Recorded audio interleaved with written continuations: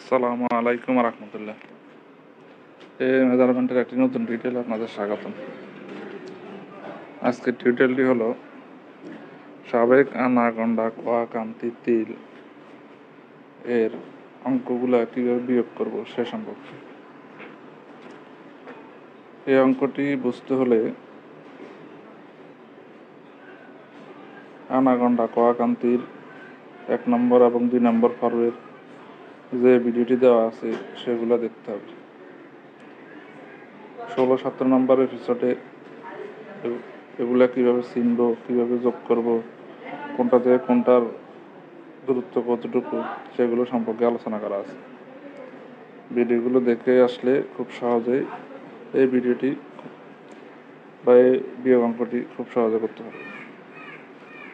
যেমন এখানে লেখা আছে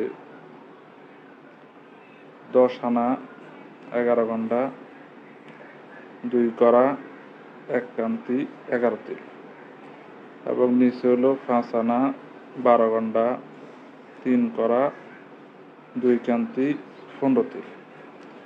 এটি যদি আপনি করতে পারেন তাহলে খুব সহজে এই অঙ্কটি করতে পারবেন। বিয়োগ অঙ্ক করার ক্ষেত্রে সবসময় উপরের সংখ্যা থেকে নিচের সংখ্যাকে বাদ দেওয়া।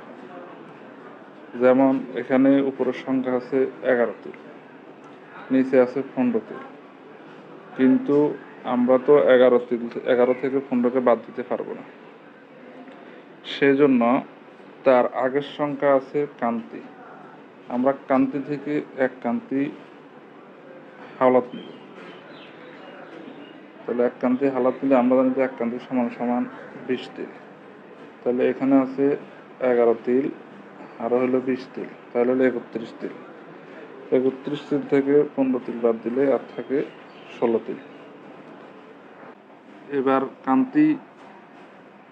কান্তির ঘরে আসবো। তাহলে উপরে যেহেতু 1 কান্তি আমরা তিলের ঘরে নিয়ে গেছি, তাহলে উপরে হলো খালি, নিচে হলো 2 কান্তি।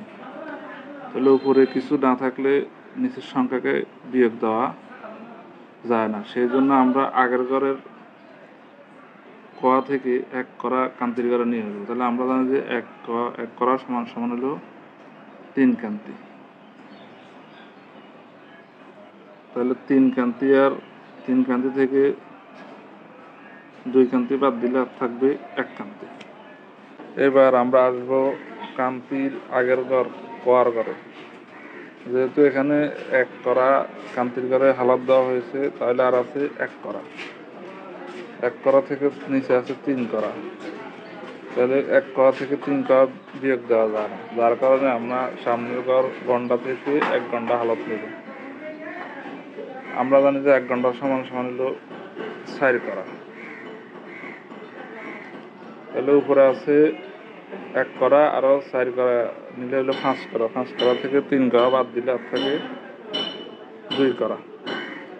এবার গন্ডার ঘরে আছে উপরে 1 গন্ডা হালত দেওয়ার পরে গন্ডার ঘরে আছে 10 গন্ডা, নিচে আছে 12 গন্ডা। তাহলে 10 থেকে 12 বিয়োগ দেওয়া যায় না, যার কারণে আমরা আয়নার ঘর থেকে 1 আনা হালত নিয়ে আসবো গন্ডার ঘরে। তাহলে আমরা জানি 1 আনা সমান সমান হলো 20 গন্ডা। তাহলে 20 গন্ডা আর এখানে আছে 10 গন্ডা, তাহলে 30 গন্ডা। 30 গন্ডা থেকে 12 গন্ডা বাদ দিলে আর থাকে 18 গন্ডা। এবার আয়নার ঘরের আসবো। আয়নার ঘরে উপরে আছে 10 আনা, কিন্তু 1 আনা আমরা গন্ডাকে হালত নেওয়ার পর আর আছে 9 আনা, নিচে আছে 5 আনা। 9 আনা থেকে 5 আনা বাদ দিলে আর থাকে 4 আনা। তাহলে আমরা এখানে অঙ্কটা বিয়োগ করে তার বিয়োগফল পেলাম 4 আনা 18 গন্ডা 2 করা 1 কান্তি 16 তিল।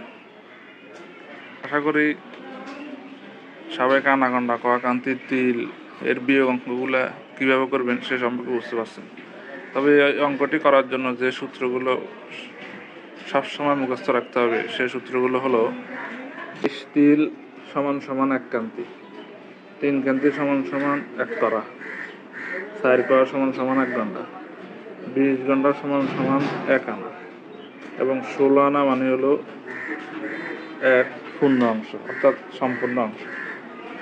এই সূত্রগুলা মুখস্থ রাখলে খুব সহজে সাবেক আনা গন্ডা কান্তি তিল যোগ বিয়োগ গুণ ভাগ বা চিহ্নগুলা কোনটা থেকে কার থেকে আর দূরত্ব কতটুকু খুব সহজে বুঝতে পারবে।